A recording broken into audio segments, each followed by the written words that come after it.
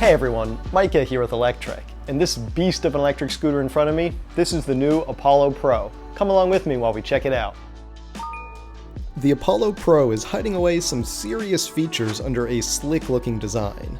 This isn't some run-of-the-mill or off-the-shelf hodgepodge of parts. Apollo doesn't do that. They've been making a focused effort to develop their own hardware and software for years, and it's reached a pinnacle in the Apollo Pro here, which highlights just how much thought went into this scooter. Even from the start, right at the unboxing, they make it simple and easy to assemble and get to know the scooter. Then the app walks you through the setup, adds a bit of humor as well, then gives you access to all sorts of custom settings at your fingertips. But all of that is really just some nice garnish around what makes this scooter truly special, and that's a combination of performance and control. Because those two things, they rarely go together. It's easy to handle a cheap, low-power scooter, there's just not that much to it. It's easy to build a powerful scooter too, you just throw on bigger motors and controllers. But to build a powerful and fast scooter that still handles easily and controllably, that's the tricky little part of the Venn diagram that has proven so elusive to so many companies. But Apollo, through a series of increasingly ambitious scooter unveilings over the last few years, has taken that idea to heart and fully embodied it in the Apollo Pro here.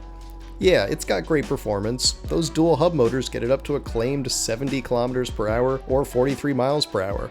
Though in fact, I found that I could actually top out at closer to 75 kilometers per hour or 46 miles an hour in Ludo or Ludicrous mode. But again, it's not just about speed or power here. It's about the fact that the scooter still feels so easy to control and intuitive to maneuver at those speeds. In fact, I normally wear my motorcycle gear on scooters that go over more than around 35 to 40 miles an hour, but to be honest, I kept forgetting on this scooter because it just feels so easy to ride and welcoming with its intuitive control. That's no excuse though, and I always recommend gearing up completely on any fast scooter. But to be fair, even though you can blow past 40 on this thing, I rarely do.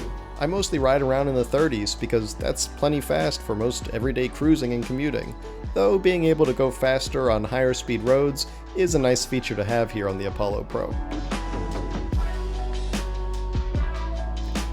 Equally important to going fast though is being able to stop quickly. Apollo's regenerative braking is shown in full force here, where it gets activated by that second thumb throttle on the left side of the bars. In practice, I often found myself forgetting it's there because I'm so used to using the brake levers on every other bike and scooter. And the mechanical drum brakes are great too, plus they're a low-maintenance all-weather braking solution. But to be honest, you'll probably barely use them once you see how well the variable regenerative braking works. It's just another area that the Apollo team has designed in such an effective and intuitive control method. Add that into other features like the self-healing 12-inch tires for good grip and smooth rolling, the hydraulic front suspension combined with elastomer rear suspension, and then consider the awesome LED lighting here. It's not just the turn signals mounted in the handlebars, which are a nice addition, but it's also the 360-degree wraparound LED lighting. Some scooters, they go over the top with an LED laser fluid show that looks like you just rode through a crowd of Care Bears, but Apollo was able to control themselves and prevent going over the top here, giving us a bright white LED light bar that looks great, is tasteful, and isn't annoying, but also becomes incredibly visible at night to have you scooting around on this glowing white cloud of visibility. Then, check this out, it even turns red when you grab the brakes, meaning not only will everyone know you're there, but they'll also know that you're braking. Combine that with the built-in speaker and audible startup and shutdown sounds, and there's a lot built into this scooter.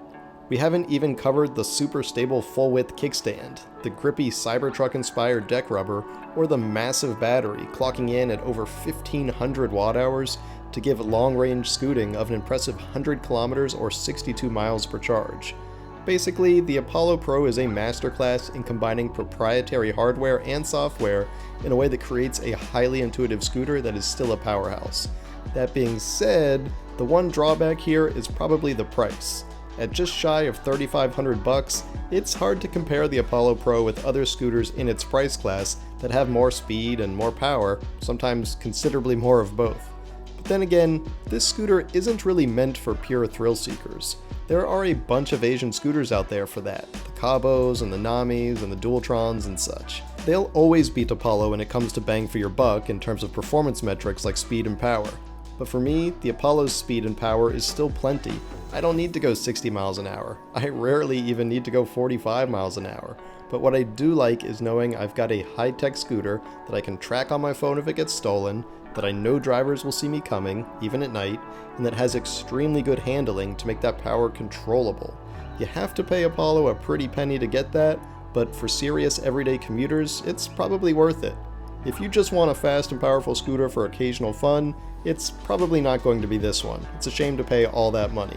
But if you want a high-end scooter to depend on daily, I can see the Apollo Pro fitting the bill nicely. Thanks for watching, everyone. We hope you enjoyed that review of the new Apollo Pro. If you did, why don't you give this video a thumbs up? And don't forget to subscribe so you won't miss any of our future electric vehicle videos. We'll see you here next time.